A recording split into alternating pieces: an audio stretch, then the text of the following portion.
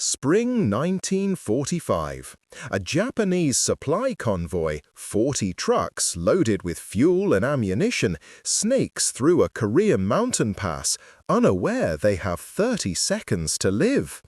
An A-26B Invader screams in at treetop level, and 12.50 caliber machine guns erupt simultaneously, vaporizing 7 vehicles in a single 3-second burst before the survivors even hear the engines.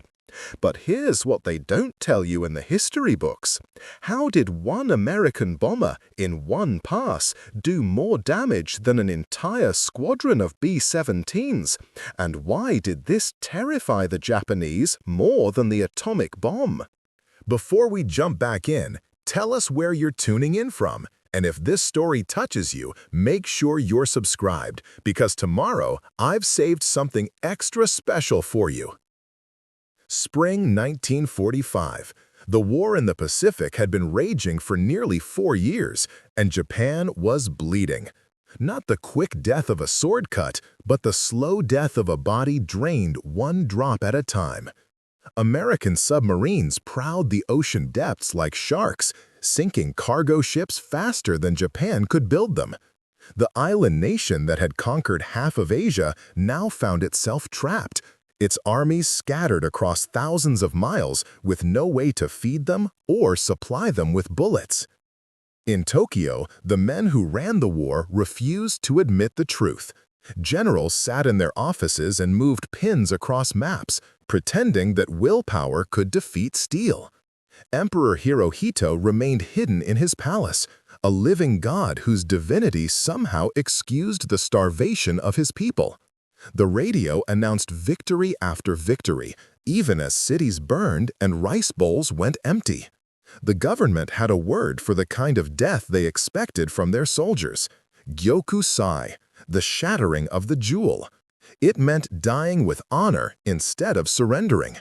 It meant that every Japanese soldier was expected to fight until he was dead. But dead soldiers need bullets, and bullets need to be carried in trucks. And trucks need roads that are not blown to pieces. By the spring of 1945, Japan's last hope was not its navy, which lay at the bottom of the ocean, or its air force, which had run out of pilots and fuel. Japan's last hope was a network of roads and railways stretching from the factories of Manchuria down through Korea and into the home islands. Convoys rolled day and night, carrying rice and gasoline and artillery shells to keep the dying empire alive for one more week, one more day. Lieutenant Hiro Nakamura was 24 years old and did not believe his country was dying. He had graduated from Tokyo University with honors in engineering, and he had been taught that Japanese spirit would overcome any obstacle. He wore his uniform with pride. He had survived 12 convoy runs without losing a single truck, and he told himself this was proof that the Americans were not as strong as the propaganda claimed. On a cool morning in April, he stood beside a dirt road near Pyongyang and watched his men load 40 trucks with drums of aviation fuel and wooden crates packed with artillery shells. Each truck was covered with a canvas tarp. Each driver knew the route by heart.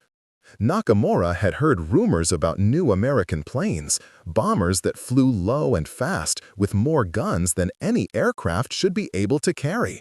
He dismissed these stories as the kind of tales soldiers tell to scare each other.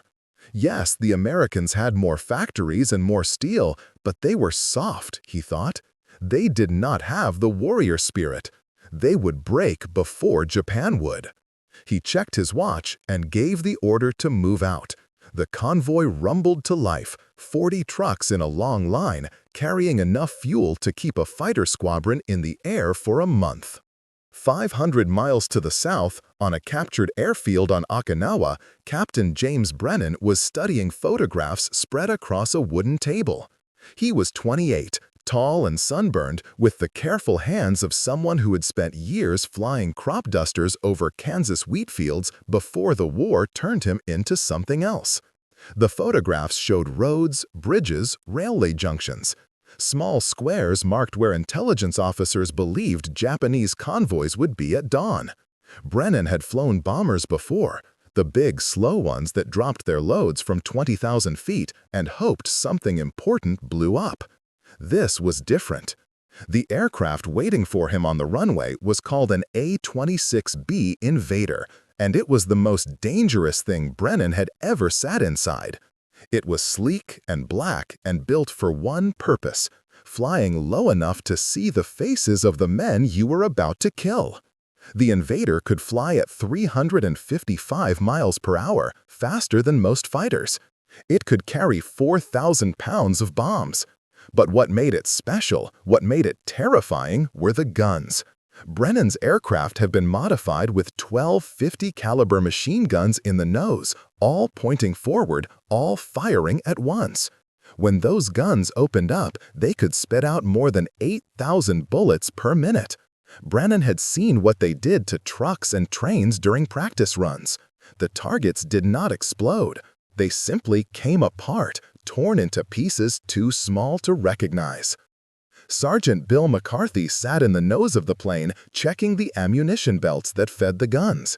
Everyone called him Knuckles because of his broken hands from too many Brooklyn bar fights before the war. He was 32 and had no illusions about what they were doing. "We're not bombing," he had said once. "We're erasing." He did not say it with pride. He said it the way you might describe a job that needed doing, like digging a ditch or putting down a sick dog. The briefing took 10 minutes. 6 Invaders would fly north, hugging the water to avoid radar, then turn inland and hunt for convoys. If they found trucks, they would destroy them. If they found trains, they would destroy them. If they found anything moving on a Japanese supply route, they would destroy it. There were no complicated tactics. The A-26B was fast enough that fighters couldn't patch it, and heavily armed enough that ground fire didn't matter. It was a machine built for killing other machines, and it was very good at its job. Brennan climbed into the cockpit as the sun turned the eastern sky pink. The engines coughed and roared. Mechanics in oil-stained coveralls checked the landing gear one last time. Behind the aircraft, neat rows of fuel drums and ammunition crates stretched to the horizon. If this plane was shot down, another would take its place in an hour. If the guns jammed, fresh ones waited in the armory. America had built so many factories that it could afford to waste metal. Japan could not even afford time. The Invaders lifted off in formation, 6 black shapes against the dawn, and turned north toward Korea. In the mountains ahead, Lieutenant Nakamura's convoy was still hours away from realizing what was coming. The Invaders flew so low over the Yellow Sea that Brennan could see fishing boats rocking in their wake. The water was gray and cold, and the aircraft skimmed across it like stones thrown by a giant hand. Flying this low made radar useless. The Japanese would not see them coming until it was too late.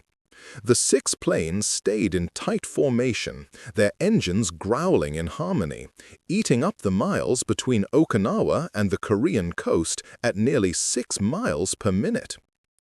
Inside the cockpit, Brennan watched the fuel gauge and the horizon. His hands were steady on the controls. He had flown this route 3 times before, and each time he had come back with gun barrels so hot they glowed red in the dark. The first time, he had felt something like fear mixed with excitement. The second time, just focus. Now, on his 4th mission, he felt nothing but a kind of cold attention, the way a farmer feels when walking behind a plow. This was work. Deadly work, but work nonetheless. The coastline appeared ahead, a thin brown line between gray water and gray sky. Brennan pulled back on the stick and the Invader climbed just enough to clear the beach, then dropped back down to treetop level. The other 5 planes followed. They roared inland over rice paddies and small villages where people looked up in terror at the black shapes screaming past. In 30 seconds they were gone, racing toward the mountains where the roads twisted through narrow passes. Lieutenant Nakamura's convoy was making good time. The morning had warmed up and the sky was clear. The trucks ground along in second gear, engines straining on the uphill grade. Nakamura rode in the lead vehicle, studying a map. They would reach the depot by nightfall if nothing went wrong. He had made this calculation a dozen times, and it always worked out. The Americans bombed cities and factories, not supply trucks on back roads. He was safe here. His men were safe.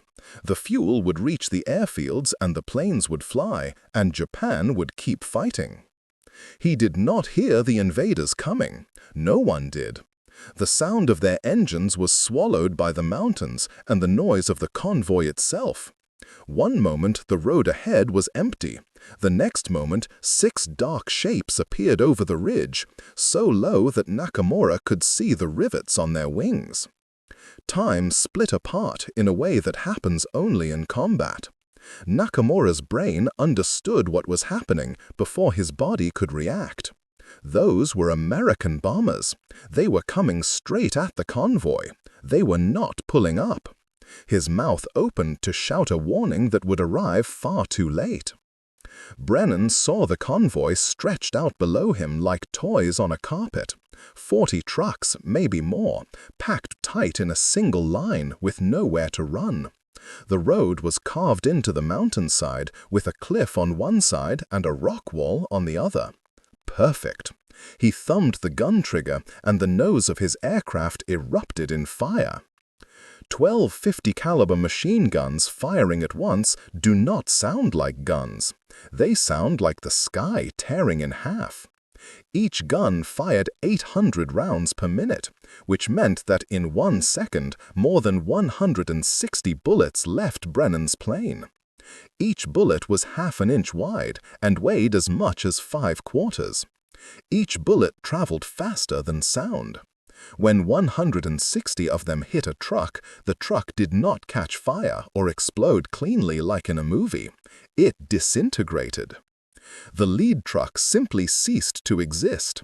One moment it was there, the next it was a cloud of metal fragments and burning fuel spreading across the road. The second truck, loaded with aviation gasoline, turned into a fireball that rose 200 feet into the air, a rolling orange and black mushroom that cooked the paint off the vehicles nearby. The third truck flipped sideways from the impact of bullets and tumbled off the cliff, taking the fourth truck with it. Brennan's Invader flashed over the convoy in 3 seconds. Behind him, the second plane opened fire, and the third, and the fourth. The mountain pass filled with smoke and fire and the screaming of metal being torn apart. Trucks exploded or flipped or simply shredded into unrecognizable junk. Men jumped from the vehicles and ran, but there was nowhere to run to. The guns tracked across the road like a gardener watering plants, methodical and complete. Nakamura threw himself into a ditch as bullets chewed the road above his head. He pressed his face into the dirt and covered his ears, but he could still hear it, that terrible grinding roar that went on and on. When he finally looked up, the convoy was gone, not destroyed in the way he understood destruction, but erased. 40 trucks were reduced to burning skeletons and scattered parts. Bodies lay everywhere, some still moving, most not. Black smoke climbed into the clear sky like a funeral pyre visible for miles. The invaders were already gone, 6 dark shapes disappearing over the southern ridge. The entire attack had lasted less than 30 seconds. Brennan leveled off and checked his instruments. All systems are normal, fuel good, guns cool enough to fire again if needed. Behind him, McCarthy was already reloading the ammunition belts. The other 5 planes reported over the radio. No damage, no casualties. They had just destroyed an entire convoy and taken no losses at all. 4 hours later, Brennan landed back at Okinawa. Mechanics swarmed over his aircraft before he even shut down the engines. They refueled it, reloaded the guns, patched 2 small holes from ground fire that Brennan had not even noticed. 20 minutes after landing, the plane was ready to fly again. Brennan went to the mess tent and ate hot food from metal trays. There was coffee, bread, and canned fruit. There was Coca-Cola in a big tin cooler full of ice. A truck pulled up with mail from home and boxes of replacement parts and spare engines still in their crates. Preparing and narrating this story took us a lot of time, so if you are enjoying it, subscribe to our channel. It means a lot to us. Now back to the story. Everything was easy. Everything was available. If Brennan's plane had been shot down, another Invader would be on the flight line tomorrow. If the base ran out of ammunition, more would arrive by ship in days. The American war machine did not run on courage or spirit. It ran on factories that never stopped, assembly lines that never slept, and cargo ships that crossed the ocean in an endless chain. Brennan flew 2 more missions that day. Each time, he found Japanese convoys trying to move under cover of darkness or through back roads. Each time, the invaders dropped flares that turned night into day, then opened fire. Trucks burned, trains derailed, supply depots exploded. By the time Brennan went to sleep that night, his squadron had destroyed more than 200 vehicles. In the mountains of Korea, Lieutenant Nakamura and the 17 survivors of his convoy spent 3 days trying to salvage anything useful from the wreckage. They had no radio. They had no medical supplies beyond what they carried in their packs. They buried 63 men in a mass grave dug with shovels and bare hands. Nakamura wrote a report in a notebook with shaking fingers. He described the attack as best he could, but words felt useless. How do you explain that kind of violence to someone who has not seen it? A week later, a relief column finally reached them. The officer in charge read Nakamura's report and nodded. This was happening everywhere now, he said. The Americans had dozens of these new bombers, maybe hundreds. They flew constantly, hunting anything that moved. Replacement trucks would take 6 weeks to arrive, assuming the factories in Manchuria were still operating. Medical supplies were completely gone. Fuel shipments had been cut in half. Nakamura asked the obvious question. How were they supposed to keep fighting if supplies couldn't move? The officer had no answer. He just handed Nakamura new orders. Take command of another convoy. Try again. Move at night. Move in the rain. Move through valleys where the terrain might provide cover. Keep moving until the trucks are destroyed or the destination is reached. Nakamura took the orders and said nothing. But that night, lying in a tent listening to rain drums on canvas, he allowed himself to think a forbidden thought. Japan was not losing because its soldiers lacked courage. Japan was losing because the other side could replace everything faster than it could be destroyed. Every American plane shot down was replaced by 2 more. Every belt of ammunition fired was replaced by 1,000 more. The Americans did not just have more weapons, they had infinite weapons. In his bunk at Okinawa, Brennan was thinking about numbers too. His squadron had flown 48 sorties in the last week. They had destroyed more than 800 vehicles, 73 railway cars, and 12 bridges. They had lost 1 plane to mechanical failure and 0 to enemy action. The math was brutal and simple. At this rate, the Japanese supply system would collapse in months, maybe weeks. The war would not end because Japan surrendered. It would end because Japan ran out of bullets and rice and gasoline and any ability to move what little remained. The A-26B Invader had turned warfare into accounting. The side with more factories won. The side with more steel won. Courage did not matter anymore. Only capacity mattered, and America's capacity was bottomless. July came and the heat turned Korea into a furnace. Lieutenant Nakamura had been given a new assignment, one that his superiors called crucial to the defense of the empire. He was now in command of the garrison protecting a railway junction near Seoul. The junction was where 3 rail lines met, the place where trains from Manchuria split off to carry supplies either south toward the coast or east toward the mountains. If the junction fell, an entire section of the supply network would collapse. Nakamura had 200 soldiers, 8 anti-aircraft guns, and orders to hold at all costs.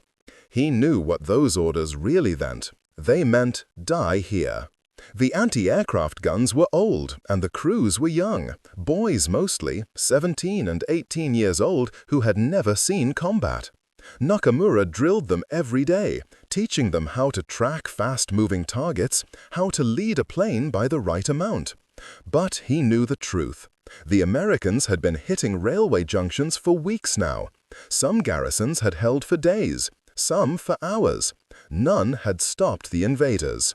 The attack came at noon on a Tuesday when the sun was directly overhead and there were no shadows to hide in.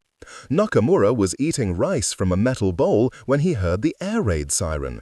He dropped the bowl and ran toward the command post, shouting for his gun crews to man their positions. The siren wailed and wailed, a sound like the sky screaming. Then he saw them. 12 black aircraft coming in from the south in perfect formation, flying so low that they seemed to be skimming the treetops. They were not hurrying. They flew with the confidence of predators who knew their prey could not escape. Behind the first wave, Nakamura saw more planes, dive bombers that peeled off and dropped toward his anti-aircraft positions. His guns opened fire, bright traces arcing up toward the incoming aircraft. One of the dive bombers shuddered and turned away, trailing smoke. For a moment, Nakamura felt hope. Then the bombs hit, and 3 of his gun positions disappeared in geysers of dirt and flame. The remaining guns kept firing, but now they were shooting at targets coming from 2 directions at once, and there was no way to track them all. The invaders reached the railway junction and the world turned into noise and fire. Brennan led the formation, his 12 guns hammering out a stream of bullets that cut locomotives like axes through wood. Steam exploded from ruptured boilers. Coal cars burst apart, spilling black chunks across the rails. Behind him, the other invaders strafed the platforms and the switching stations and the water towers. They flew in overlapping patterns, each plane covering the space the last one had just left, making sure nothing survived. Nakamura watched through binoculars from a concrete bunker. He watched his guns try to track targets moving faster than anything they had trained against. He watched a young gunner hit an invader square in the wing with a 75mm shell, a perfect shot that should have torn the plane apart. The aircraft caught fire and the wing began to peel away, but the pilot did not crash immediately. Instead, the plane climbed, gaining altitude even as flames spread across the fuselage. It was Brennan. His controls were sluggish and the fire was spreading fast, eating through the wing toward the fuel tanks. He could feel the heat through the cockpit floor. He had maybe 30 seconds before the whole plane exploded. He keyed the intercom and told McCarthy and his co-pilot to bail out. McCarthy argued. Brennan made it an order. The 2 men unstrapped and went out through the belly hatch, their parachutes blooming white against the blue sky. Brennan stayed at the controls, fighting to keep the nose up so his crew would have time to clear the aircraft. The fire reached the fuel lines and the wing folded backward with a sound like a cannon shot. The invader flipped over and began to spin.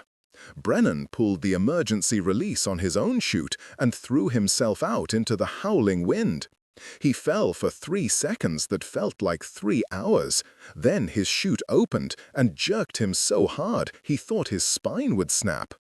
He landed in a rice paddy, knee-deep in mud and water. His leg hurt and his ribs felt cracked, but he was alive. He looked up and saw his aircraft explode 2,000 feet above him, a fireball that scattered burning pieces across half a mile of countryside. Then he saw Japanese soldiers running toward him with rifles. Nakamura reached the downed Americans first. McCarthy had a broken leg and could not stand. The co-pilot was dazed but unhurt. Brennan was trying to reach his sidearm when Nakamura pointed a pistol at his chest and told him in broken English to stop moving. Brennan stopped. More soldiers arrived, their rifles aimed at the 3 Americans. Nakamura's commanding officer pushed through the crowd. He was an older man, a colonel who had fought in China and believed in the old ways. He looked at the prisoners and said they should be shot immediately. Spies and criminals, he called them. He ordered Nakamura to do it. Nakamura stood there with his pistol in his hand, looking at the 3 men kneeling in the mud. They were young, like his own soldiers. They had families somewhere. They had been doing their jobs, following orders, same as he had been doing for 2 years. Above them, the railway junction burned with smoke so thick it turned the afternoon dark. For the first time in his life, Nakamura said no to a direct order. He told the colonel that these men were prisoners of war and would be treated according to military law. The colonel's face turned red. He screamed that Nakamura was a traitor and a coward. He said Nakamura would be court-martialed and probably executed. Nakamura did not care anymore. Something had broken inside him when he watched that burning plane stay airborne long enough for the crew to escape. The American pilot could have bailed out first and saved himself. Instead, he had stayed at the controls so his men would live. That was not the action of a soft enemy without warrior spirit. That was courage, real courage, the kind that did not need propaganda or speeches to explain it. Nakamura contacted the Red Cross that night using a radio he was not supposed to have access to. 3 days later, the American prisoners were transferred to a POW camp instead of being executed. Nakamura was arrested and stripped of his rank. He spent the rest of the war in a military prison, waiting to be shot for disobedience. But in that cell, he had time to think. He thought about the railway junction, destroyed in 4 minutes by 12 planes. He thought about his convoys, erased in seconds. He thought about Japan's factories that couldn't build enough trucks and America's factories that built so many planes they could afford to lose them. The war was not about courage anymore. It was about steel and gasoline and the cold mathematics of production. Japan had run out of all 3. The war was already over. His country just refused to admit it yet. The war ended in August with 2 atomic bombs and an emperor's voice on the radio telling his people that they must endure. Lieutenant Nakamura, no longer a lieutenant, heard the announcement from his cell. The guards unlocked the doors and walked away without explanation. Japan had surrendered. There would be no executions. There would be no more war. Nakamura walked out of the prison into a world that had ended while he sat in the dark. He took a train towards Tokyo, or what was left of Tokyo. The train moved slowly because so many bridges were gone and so many rails were twisted metal.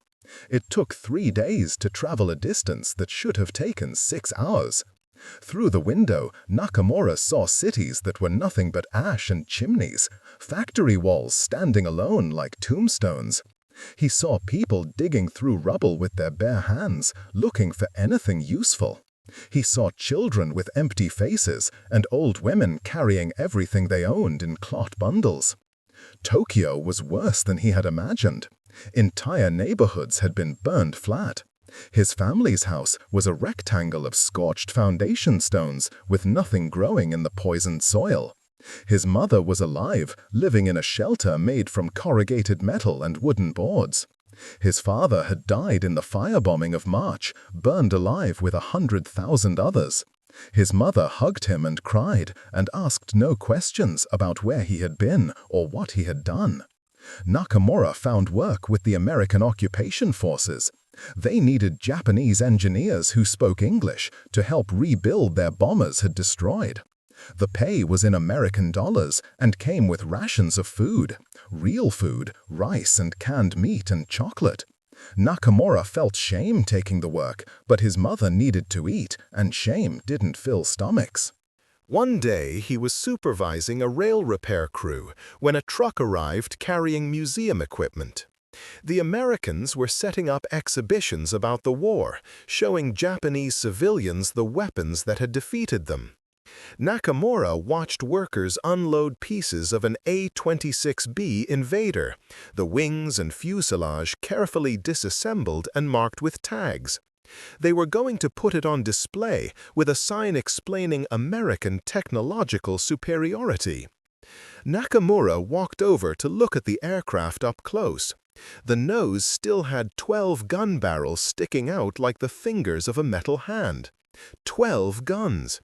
He remembered the sound they made, that terrible ripping noise that preceded death. A young Japanese engineer stood beside him, studying the plane with the careful attention of someone trying to understand how he had lost everything. The engineer asked if Japan could have built something like this. Nakamura thought about the question for a long time before answering. Japan had engineers as smart as any in the world, he said. Japan had pilots as brave as any in the world. What Japan did not have was the factories, the steel mills, the oil refineries, the rubber plantations. Japan had been fighting a 20th century war with a 19th century economy. Courage could not overcome that. Spirit could not overcome that. No amount of willingness to die could build an extra factory or produce an extra gallon of gasoline. The engineer nodded slowly, understanding something painful and true. They stood together in silence, looking at the aircraft that represented everything they had fought against and lost to. Nakamura kept one thing from the war.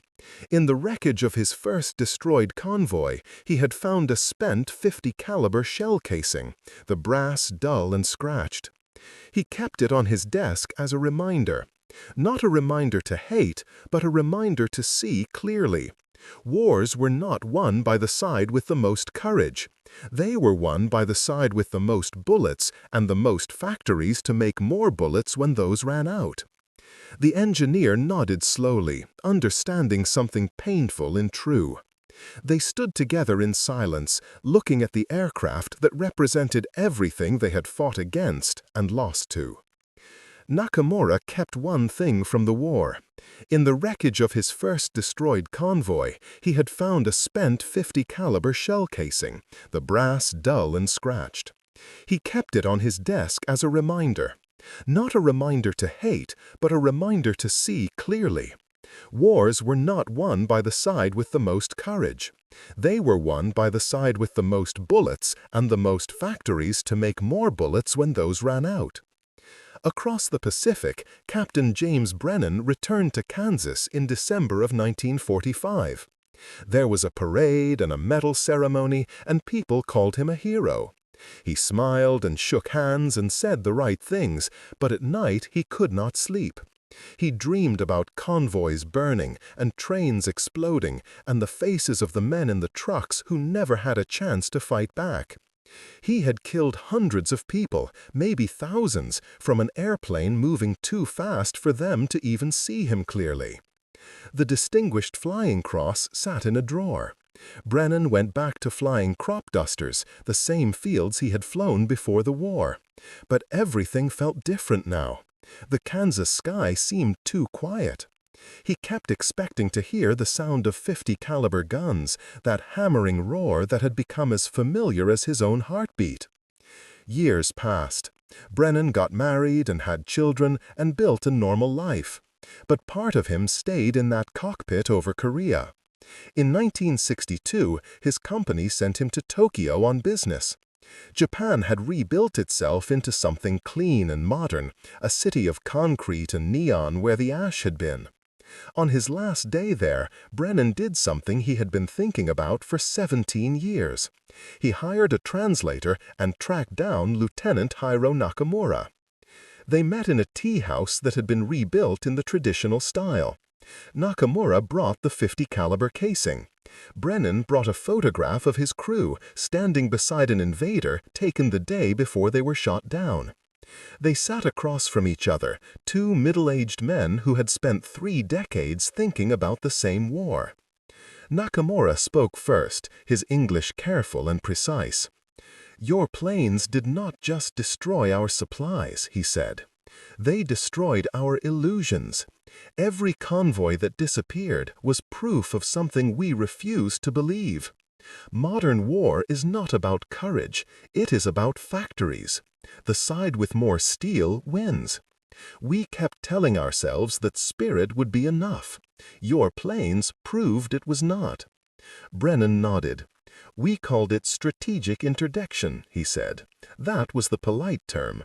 The real term was industrial murder. The A-26 let one man do what used to take 50 bombers. We turned killing into an assembly line. And the worst part was how easy it became. Fly out, destroy everything, fly back, do it again. We could replace our planes faster than you could replace your trucks. That was the whole war in one sentence." They sat in silence for a while, drinking tea that had gone cold. Outside, modern Tokyo hummed with traffic and life.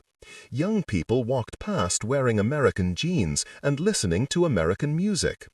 The war felt like something from another lifetime, but both men knew it was not. The war had shaped everything that came after. Nakamura raised his cup. "To logistics," he said. Brennan smiled, sad and tired. "To the ones who did not make it home," he said. They drank together, two old enemies bound by the knowledge of what industrial war really cost. Not just the lives lost, but the innocence lost. The moment when warfare stopped being about warriors and became about production lines and accounting ledgers. Up next, you've got 2 more standout stories right on your screen. If this one hits the mark, you won't want to pass these up. Just click and check them out. And don't forget to subscribe and turn on the notification bell so you don't miss any upload from us.